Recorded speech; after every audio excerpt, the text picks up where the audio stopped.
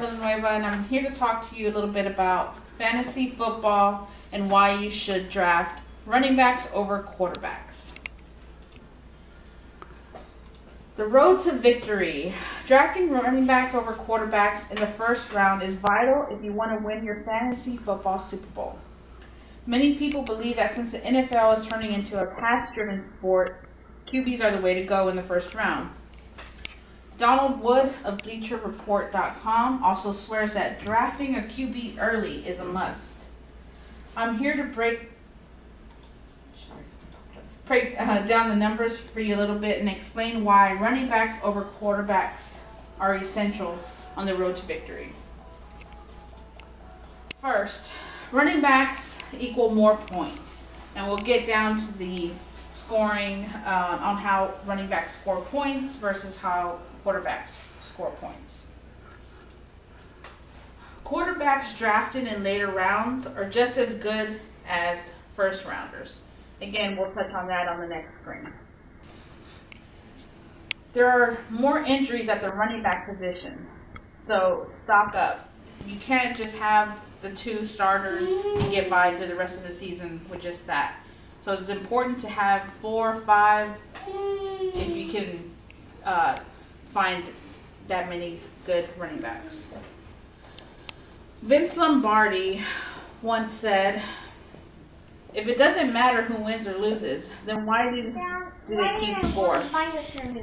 So let's break down the scoring and how scoring is kept in most fantasy football leagues. Quarterbacks. You get 20 passing yards. You get 1 point for every 20 passing yards. For every passing touchdown is 4 points. An interception is -2. Now with running backs, you get 2 points for every 10 rushing yards. A rushing touchdown is 6 points. And on turnovers, it's -2, just like the quarterback. I've been in a very competitive league for over 6 years now, and as well as a 2-time Super Bowl champion. What I've learned that is in order to get it deep into the playoffs and a Super Bowl, you have to have a solid running back core. Without this, you will always have to rely on your stud QB to produce record numbers in order to keep you in a game. Tristan Cockcroft said, "If you have consistent running backs, at least 2 or 3, you will definitely be the team to beat." So let's look at the running backs of 2012. Adrian Peterson last year scored 296 fantasy points based off of 1,936 yards, 24 rushing touchdowns. Arian Foster, Alfred Morris, Doug Martin, CJ Spiller all follow suit.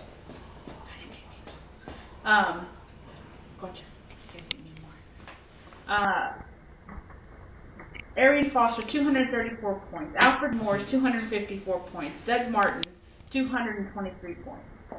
So now let's take a look at the quarterbacks. Quarterbacks drafted in the first round last year, 2012.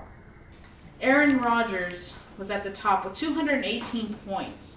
Drew Brees with 233 fantasy points. Tom Brady and Matthew Stafford with 234 and 195. But if you take a look at the quarterbacks drafted in later rounds, 7 through 12, the numbers are pretty consistent with those drafted in the first round. Compared to running back numbers, you're talking almost a difference of 100 points when you're comparing it to Adrian Peterson. 100 points is a big difference when it comes to making the playoffs or winning the Super Bowl.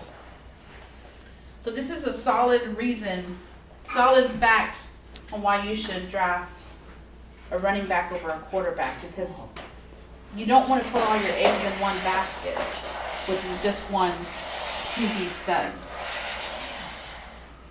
You will never win a Super Bowl with a starting lineup. So here are some tips.